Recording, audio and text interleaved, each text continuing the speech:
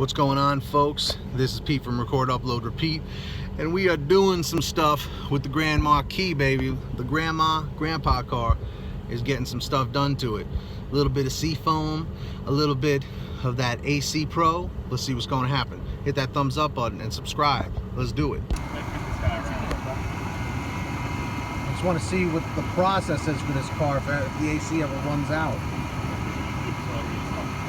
Well, so you have, those are called retrofit, like adapters, 134s. Because this car is old as shit. So that's how that works. What do they call it? 134A? Yeah. That's your low side. Yeah. That's the low, and the high is that one? The high is always a big one. You gotta run that up. You gotta put those caps on. Go. Explain what you're doing So here. we're recharging the AC. We're putting new refrigerant in there because this is a 24-year-old car. We attached the hose to the low side. You want to set it on the outside temperature. So what do you say the temperature is right about now? 70 something. Okay. All right. And then you got to attach your refrigerant bottle to the hose. You're gonna break the seal. You're gonna hear like a little hissing. Ready? Then it explodes. If it explodes, you did it wrong. You're just gonna strip it. Turn it upside down. You gotta turn it like this, right? Yep. Just keep doing that repeatedly. PSI is going up. Once the bottle starts getting really cold. Because I did this for my Grand Cherokee, and You want to get it in the middle of these two lines, right? That's the goal. It's about Anywhere in the middle of those. yeah. It's like 66 degrees right now. you gotta adjust it. Stop shaking it. What are we? No, you gotta. Okay. You gotta agitate it. It's got that.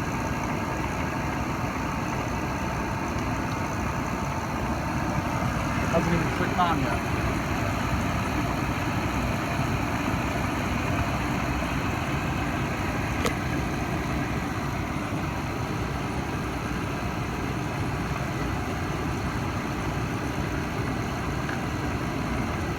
Think we're good?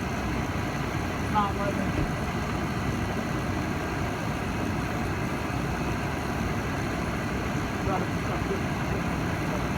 No?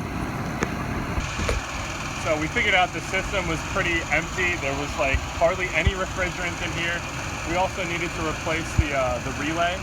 The AC relay. AC relay because the compressor wasn't even turning on, so we found that to be an issue. So the compressor is down there, that spinning thing right down there. That wasn't even moving. So at this point, if you're having issues, this part right here, the dryer should be getting cold, that black thing over there. So you want to just keep doing this. You might need to do 2 cans because this one is maximum operating charge of 2 pounds 4 ounces. And these are only 16-ounce cans, so 12 ounce cans. they're 12-ounce This cans? is 12 ounce cans. Yeah. It's a 12-ounce can, so you're going to want to really just keep doing this. Oh, and just a side note, if you have to retrofit the fittings down there and make the change to a 134A, this is not going to read right, so you're just going to have to go by the PSI is going to be off, So basically what you want to keep doing is you want to keep the car on max AC. You're going to want to keep the car on max AC. Oh, actually, you know what? I think I'm on... Oh, wait, no, hold on. Yeah. So you want to keep it on max AC. That's basically it.